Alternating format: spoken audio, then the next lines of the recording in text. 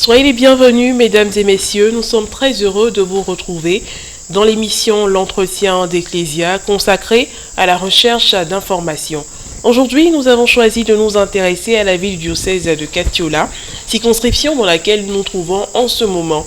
Notre hôte est l'administrateur diocésain, Monseigneur Félix Niantini Koulibaly. Bonjour Monseigneur. Bonjour. Merci de nous recevoir. Je vous en prie. Alors, comme annoncé dès l'entame de l'émission, donc dans notre introduction, nous parlerons de la vie du diocèse de Katiola. Et pour commencer, quel est l'historique de cette circonscription ecclésiastique? L'historique du diocèse de Katiola peut se compter en 3 étapes. D'abord, la toute première, c'est que le nord de la Côte d'Ivoire avait été érigé en préfecture apostolique dans les années 1911 et le centre était Korogo. Donc Katiola dépendait donc de la préfecture apostolique dont le siège était Korogo. Et puis après nous avons eu l'érection en vicariat apostolique dont le centre était Katiola. Donc de la préfecture apostolique de Korogo, on est arrivé à l'érection de Katiola comme vicariat apostolique. Et puis, c'était en 1952. Et en 1955, et plus précisément le 14 septembre 1955, Katiola a été érigé en diocèse avec pour premier évêque Monseigneur Émile Durheimer, qui était également le vicaire apostolique. Et il a été évêque jusqu'en 1977. Et c'est en 1977 que Monseigneur Jean-Marie Kélétigui a été nommé comme évêque de Katiola. Et ce, jusqu'en 2002. Et de 2002 à 2004, ce fut Monseigneur Marie-Daniel Dadier. Et depuis juillet 2004 jusqu'au 3 janvier 2021, ce fut Monseigneur Ignace Bessi Dobo, nommé archevêque de Korogo. Après sa prise de possession canonique, le diocèse de Katiola est donc resté vacant. Avec la vacance du siège épiscopal, nous avons eu le 18 février 2021 la réunion du collège des consulteurs qui a procédé à l'élection d'un administrateur diocésain en ma personne. Monseigneur, aujourd'hui, vous êtes l'administrateur diocésain du diocèse de Katiola. Et quels sont vos principes pour mener à bien cette mission? Pour mener à bien cette mission, je m'appuie sur ce que Monseigneur Ignace Bessi Dobo nous a légué comme héritage, à savoir mettre le relief sur la communion fraternelle au sein du presbytérium et aussi au sein de tous les autres fidèles, le peuple de Dieu qui est à Katiola. Et ne pas aussi mettre sous le boisseau l'aspect de l'autonomie financière, puisque la vision même de la conférence des évêques catholiques de Côte d'Ivoire, c'est juste pour une église communion autonome au service de tous. En tant que consacrés par le baptême, nous sommes tous appelés, chacun selon son état, à œuvrer pour cette communion fraternelle et pour l'autonomisation de notre diocèse. Combien de prêtres et de paroisses compte le diocèse de Katiola? Le diocèse de Katiola compte 56 prêtres incardinés.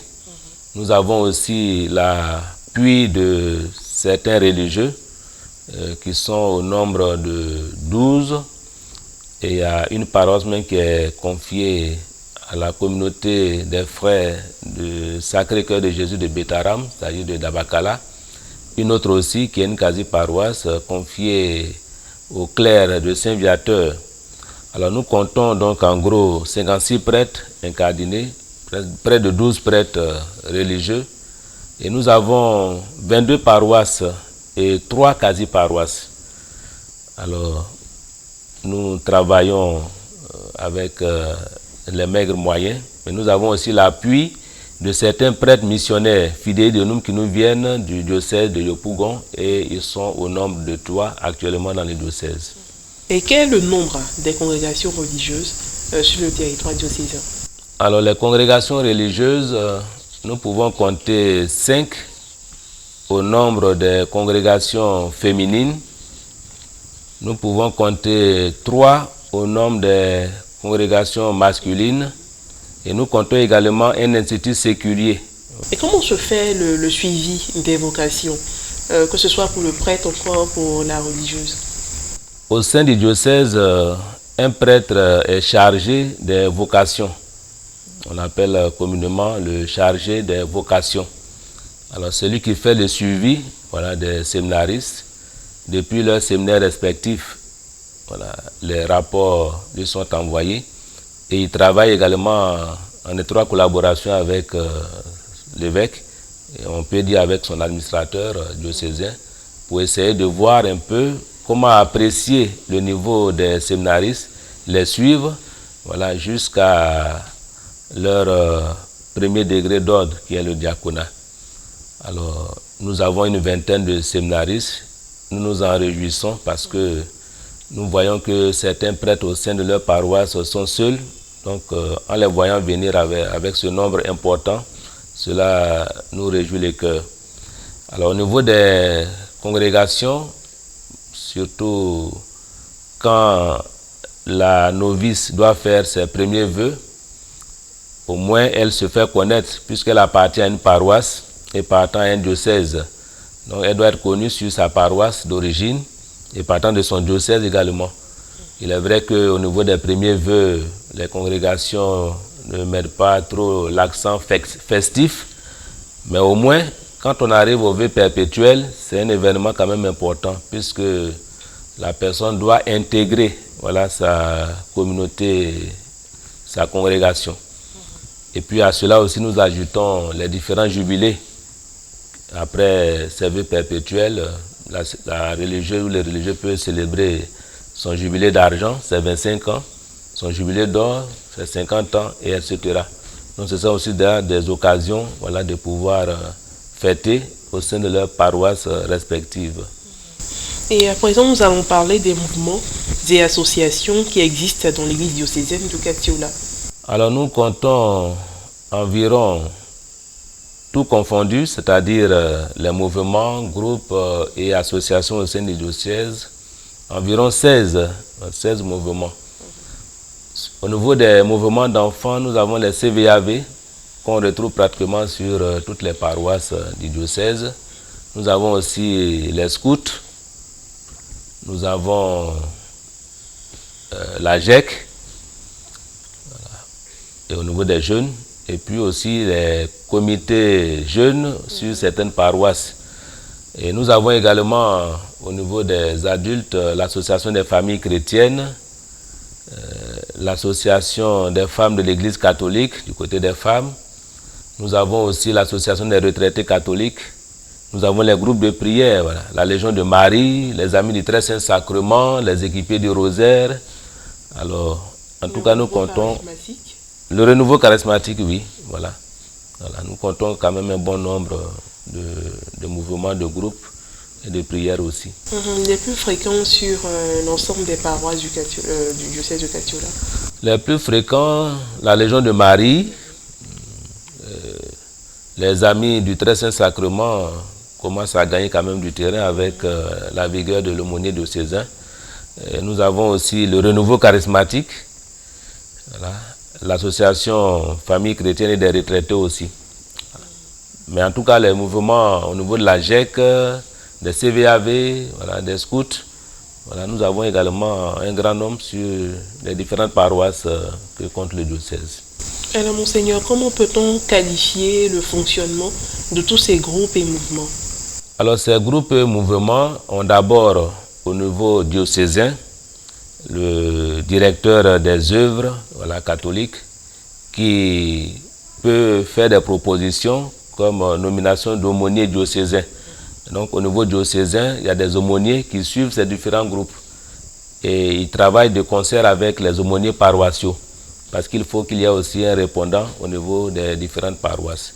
Alors donc les aumôniers ont la tâche d'accompagner spirituellement les membres de ces différents mouvements-là pour qu'ils puissent exercer leur apostolat et apporter leur contribution, voilà, au sein des paroisses et du diocèse. On parlera maintenant de l'implication des jeunes et des femmes dans la vie de l'Église diocésaine. Alors nous pouvons nous réjouir de l'implication des jeunes au sein du diocèse, parce que par moment, avec les aumôniers diocésains, nous avons assisté aux journées diocésaines de la jeunesse. Pas plus tard que dans le mois d'août passé, nous avons eu le rassemblement de plus de 500 jeunes au niveau de la paroisse cathédrale qui étaient venus autour de leur administrateur diocésain communier avec lui. Et cela montre vraiment que la jeunesse est en mouvement. C'est une activité annuelle, c'est cela? Une activité annuelle pour préparer aussi les journées nationales de la jeunesse. Voilà. Alors nous nous réjouissons de cela, mais nous avons quand même à dire que les jeunes ont besoin encore de s'engager plus. Voilà, parce que par endroits, nous voyons un peu leur nonchalance, leur manque d'engagement. Et au niveau des femmes, qu'est-ce qu'on peut dire? C'est surtout la FEC, l'Association des femmes de l'Église catholique. Nous avons un aumônier diocésain. Nous avons également une responsable diocésaine aussi de la FEC. Alors, de concert avec l'aumônier, avec les différentes activités qu'il y a, des rencontres, voilà, sur certaines paroisses du diocèse et des rencontres même au niveau national ou même international. Alors, nous pouvons dire que cette association-là quand même connaît un essor considérable et puis elles apportent quand même un dynamisme à la paroisse, une vigueur, voilà, quant à leur contribution effective. À cela aussi on peut ajouter les légionnaires, la Légion de Marie, parce qu'on compte un grand nombre de femmes que de garçons. Les jeunes, les femmes, les jeunes, ce sont les filles comme les garçons confondus. Mais qu'est-ce qu'on peut dire des hommes? Mais les hommes ne sont pas en reste, puisqu'il y a aussi certains groupes, certaines associations où les hommes aussi, voilà, militent, même si c'est un peu mixte. Nous avons par exemple l'association des retraités catholiques. Voilà, là on compte quand même un grand nombre d'hommes par rapport aux femmes, mais ceux qui sont retraités s'y retrouvent là, voilà, pour exercer leur apostolat.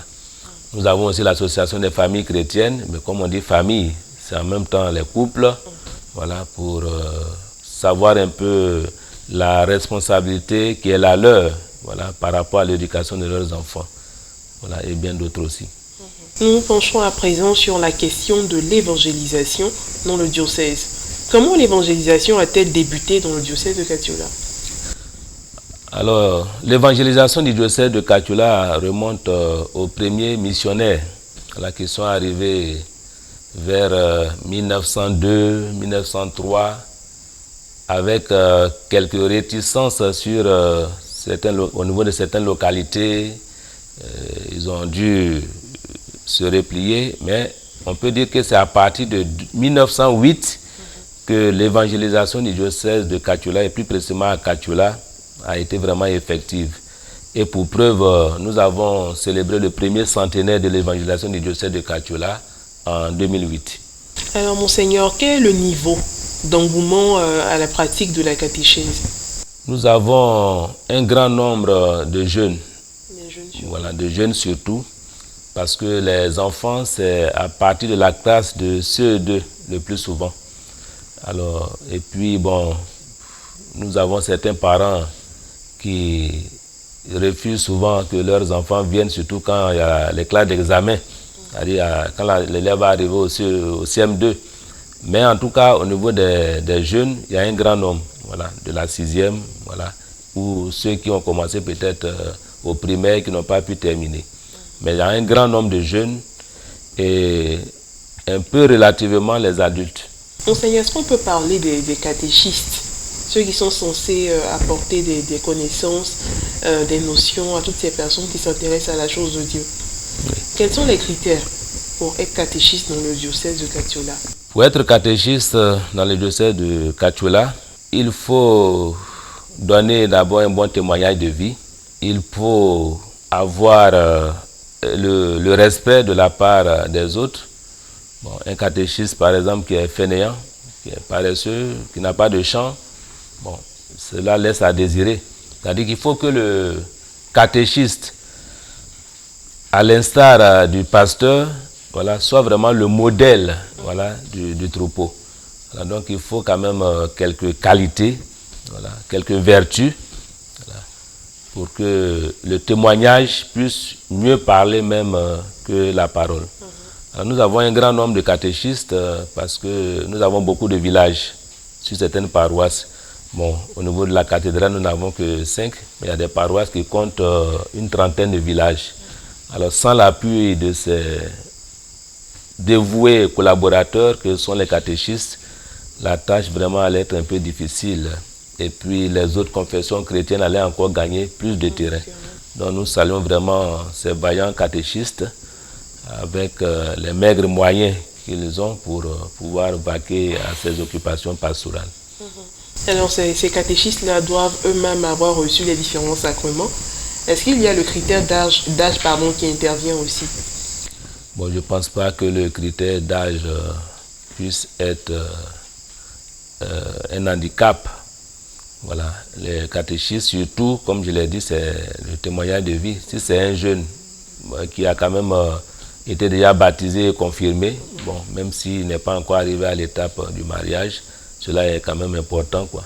Alors, je crois que le critère, c'est surtout le témoignage, la vie de foi, voilà, qui est demandé. Et ces catéchistes-là aussi sont suivis par un groupe de prêtres à qui, au niveau du diocèse de Kathioula, la catéchèse est confiée. Et par moment, au niveau de nos centres d'accueil, Kathioula comme Ferké, ils font souvent des rencontres et puis des séances d'enseignement et de formation. Monseigneur, est-ce qu'on peut mettre un accent sur le rôle du catéchiste en zone rurale? Dans les villages les plus petits et tout ça, les catéchistes qui y sont, qu'est-ce qu'ils font en dehors de la catéchèse? En dehors de la catéchèse, ils font la célébration de la parole, puisque il arrive que le prêtre même soit seul sur sa paroisse, et s'il doit dire la messe au centre paroissial et partir dans les villages, c'est pas sûr que tous les villages puissent être visités en même temps. Donc le catéchiste fait la célébration de la parole avec le manuel qu'il a à sa disposition. Et il peut aussi recourir à son curé pour demander aussi voilà, de plus amples explications au niveau de la parole. Alors, donc il joue un rôle efficace. La célébration de la parole, on va dire les dimanches. Oui, le dimanche. Sans qu'il y ait la consécration du corps et du sang du Christ. Oui. D'accord. Alors comment se déroulent les sacrements au niveau du diocèse de Kathioula? Sacrement, baptême, première communion, confirmation, mariage. Dans certains diocèses, les sacrements se célèbrent de façon collective. Dans d'autres, c'est par tranche d'âge, de génération. Ici à Kathioula, comment les choses se font? Au niveau du diocèse de Kathioula, je peux dire que dans l'ensemble, cela relève des directives pastorales du curé. Bien sûr avec son équipe presbytérale. Voilà. Il peut décider que les baptêmes aient lieu ensemble pour toutes les classes d'âge. Il peut décider que ce soit fait séparément, les enfants à part, les jeunes à part, les adultes à part. Et puis le plus souvent les adultes, il y en a qui font les baptêmes, les veillées de Pâques, etc. Donc cela revient un peu à la compétence du curé qui décidera, voilà, selon ses directives, de voir s'il faut faire de façon collective ou par classe d'âge. Quel regard portez-vous sur la culture Tagbana et les autres cultures existantes dans le diocèse de Kathioula? La culture Tagbana, comme les autres cultures présentes au niveau du diocèse de Kathioula, sont plus ou moins disposées, voilà, à adhérer à la parole de Dieu, à la foi. Cependant, il y a des efforts à faire et il y a aussi un pont à traverser parce que tout ce qu'il y a au niveau de la culture ou bien au niveau des coutumes, de la tradition, voilà, tout n'est pas à prendre pour vertueux. Voilà. Il y a aussi le projecteur de l'évangile qui vient pour éclairer, qui vient pour purifier. voilà, certaines pratiques aussi. Alors nous pensons par exemple au veuvage. Avant, nous voyons que la veuve pouvait être un peu subir certaines tortures et tout cela. Mais aujourd'hui, nous avons le veuvage chrétien qui se fait. Voilà. Et puis la veuve, quand même, dans certaines dispositions, voilà, avec la possibilité donc de pouvoir prier, voilà, pour son époux qui est parti, et de favoriser aussi nos rencontres vraiment avec le Seigneur. Voilà. Nous avons aussi, par exemple, au niveau de la traduction, voilà. Aujourd'hui, par exemple, la messe est traduite en Tagbana. Quand on va dans les villages et qu'on maîtrise également la langue, voilà, on peut dire la messe en Tagbana. Et là, en ce moment, je pense que les fidèles au niveau du village comprennent encore mieux ce qui est dit, voilà, et cela peut quand même apporter quelque chose un peu à leur participation active et consciente de la liturgie eucharistique. Très bien, donc on pourra dire que la pratique de l'inculturation est une réalité ici dans le diocèse de Katiola. Effectivement. Dans certaines cultures, nous avons la Bible, voilà, avec la langue de la culture. Est-ce que nous avons la Bible en Tagbana ici à Katiola?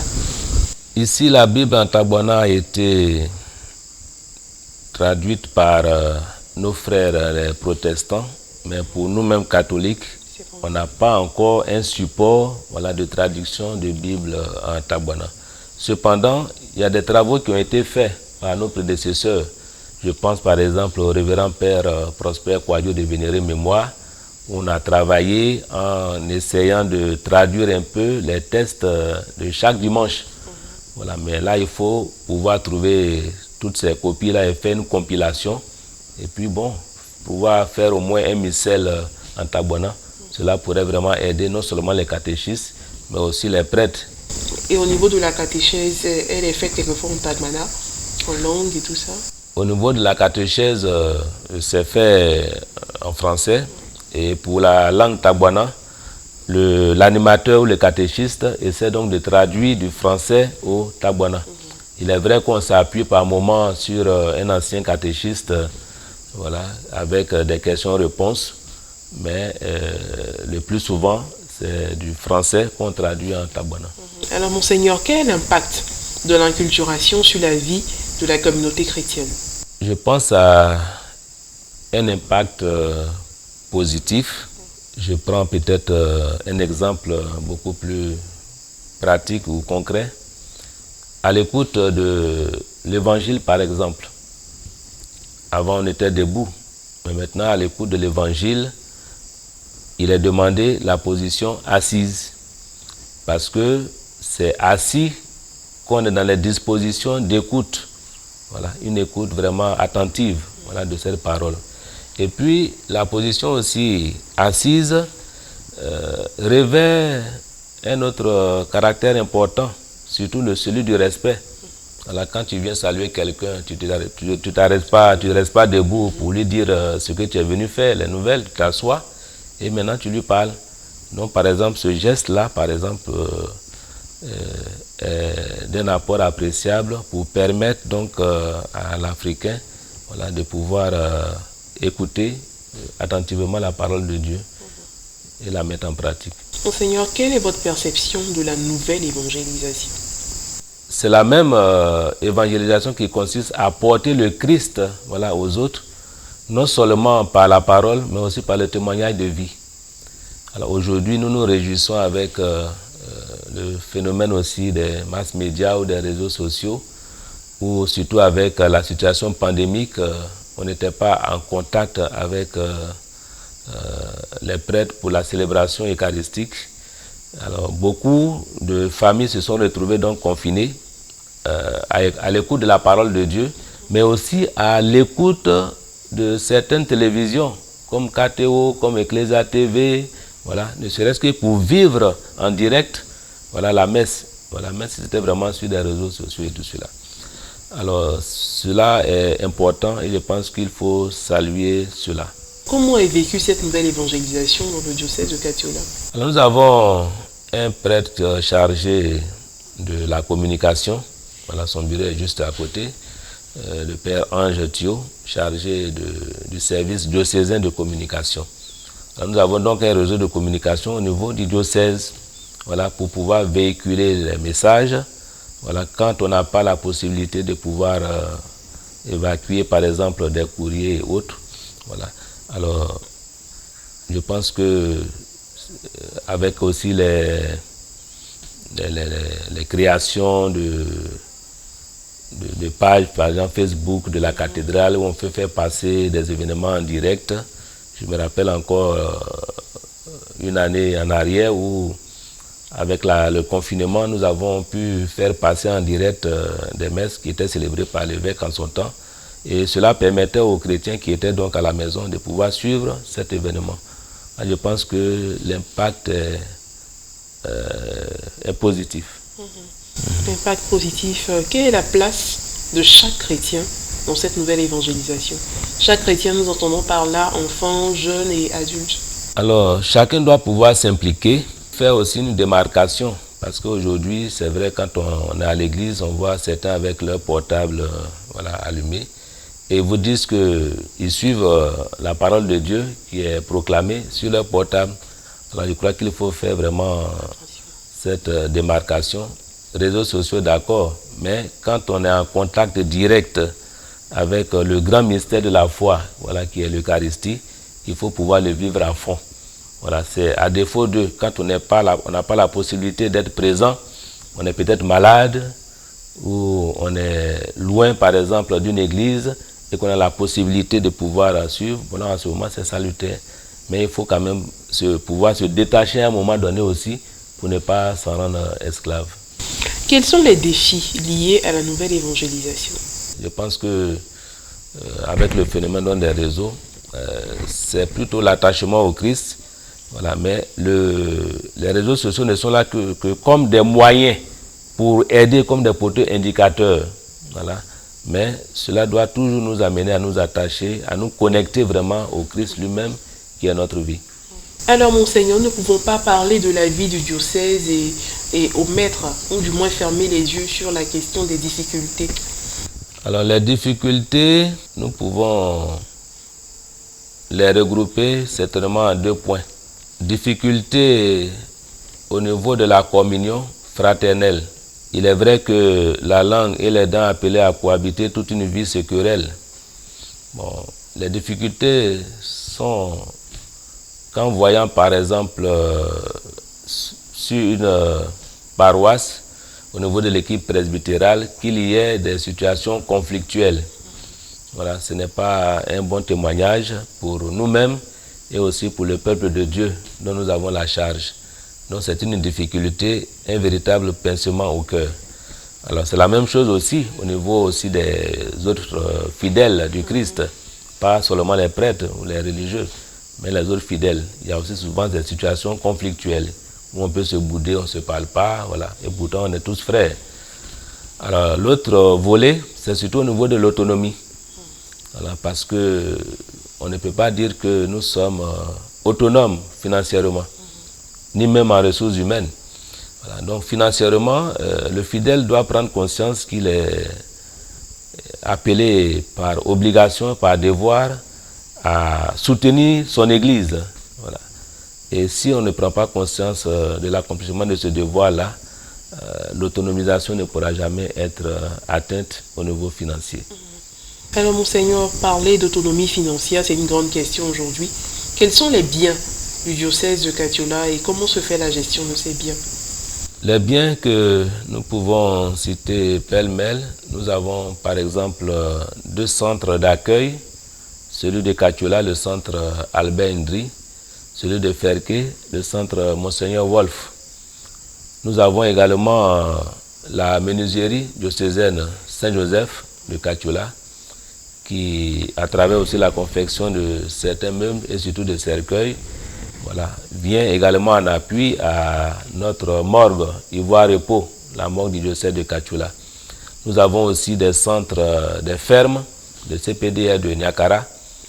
Nous avons aussi un centre de santé communautaire, le centre de Wangolo. Alors, tous ces différents centres ou structures permettent par leur renforcement et tout cela à appuyer le diocèse. Mais nous savons qu'il y a quand même aussi certaines difficultés quand certaines structures ont du mal à prendre leur envol. Mais déjà avec la présence de ces structures, c'est vraiment une mine d'or à exploiter et à bien gérer. Une chose à avoir des biens et une autre est de bien les gérer aussi, voilà, conformément à ce que prescrit le droit. Alors, nous pouvons nous réjouir parce qu'au niveau de ces structures, nous avons des gérants, des laïcs. Nous avons aussi certains prêtres qui sont nommés comme responsables de ces structures économiques du diocèse. Et des comptes rendus sont faits, voilà, pour que le contrôle puisse vraiment être la preuve de la bonne gestion de ces biens. Des comptes rendus qui sont faits de façon annuelle, mensuelle. Alors, les comptes rendus sont faits de façon trimestrielle. Voilà. Selon le droit particulier, voilà, au niveau du diocèse de Kachola, chaque trimestre, des comptes doivent être déposés à l'économat diocésain. Aussi bien au niveau des paroisses, voilà, pour la gestion des biens ecclésiastiques, que aussi pour ces différentes structures. Et une fois l'an, tous les responsables de ces différentes structures ainsi que des paroisses font un compte rendu en présence de tous et de chacun. Voilà, chacun expose son bilan et avec les critiques qui s'appuient pour voir comment améliorer également la gestion financière, voilà, de nos biens. La bonne gestion également implique la carte de la transparence. C'est ça. Que les choses se fassent bien. Oui. Très bien. Alors, Monseigneur, quelles sont les initiatives et les actions menées en vue de l'autonomie financière du diocèse? Les initiatives, nous pouvons dire que les ressources génératrices de revenus que nous venons de mentionner sont déjà de bonnes initiatives. Et à cela aussi s'ajoute la bonne gestion qui passe par la transparence et aussi par le sens du bien commun. Alors, ce sont des initiatives déjà nobles. À cela aussi s'ajouteront aussi d'autres initiatives, parce que nous avons aussi souvent des maisons, voilà, qui appartiennent au diocèse en location, et nous pouvons encore penser à d'autres constructions à venir, voilà, peut-être même des foyers, ou bien même en tout cas d'autres maisons encore à mettre en location. Pour terminer, donc, ça sera la dernière question. Quelle est la dynamique que vous voulez inculquer à ce diocèse dans sa bonne marche? Pour la bonne marche du diocèse de Kachola, je voudrais inculquer la rigueur dans le travail. Bien faire ce que je dois. En d'autres termes, il faut que nous soyons imbus de charité pastorale. Voilà. C'est cela qui permettra vraiment au diocèse d'aller de l'avant au niveau de l'évangélisation et aussi au niveau de l'autonomisation. Merci Monseigneur d'avoir accepté de répondre à notre question. Merci à vous. Voilà. Et voilà, chers téléspectateurs, cet entretien touche à sa fin. Il était question d'en savoir davantage sur la vie du diocèse de Kachola. Et pour ce faire, nous avons échangé avec l'administrateur diocésain en la personne de Monseigneur Félix Nyenonchini Koulibaly. Merci de nous avoir suivis et que Dieu nous garde.